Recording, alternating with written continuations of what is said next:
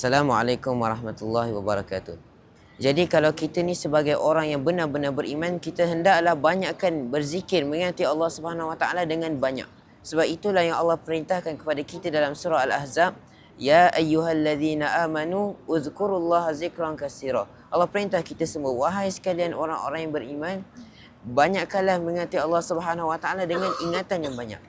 Maksudnya apa? Kita ingat Allah Subhanahu Wa Taala di mana-mana saja. Bahkan kita ingat Allah ni ada macam-macam cara. Kita baca Quran tu pun cara kita mengingati Allah. Kita solat, kita baca zikir, kita tafakkur alam. Bahkan Allah bagi tahu ciri-ciri orang beriman ni dalam surah Al-Imran, alladzina yadhkurunallaha qiyama. Orang-orang yang mereka sentiasa mengingati Allah, berzikir kepada Allah waktu mereka berdiri. Wa qu'uda, dan dalam keadaan mereka duduk. Wa ala junubihim, dan dalam keadaan mereka baring. Mereka sentiasa mengingati Allah, dan kemuncaknya wa yatafakkaruna fi khalqis samawati wal ard. Kemuncaknya mereka akan sentiasa banyak memikirkan tentang kebesaran Allah.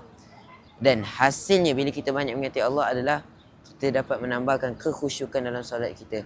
Kita dapat menambahkan lagi keimanan kita. Dan itulah bila kita dapat khusyuk dalam solat, kita dapat banyakkan amal solat. Akhirnya itulah kemuncak untuk kita masuk ke syurga Allah Subhanahu Wa Taala.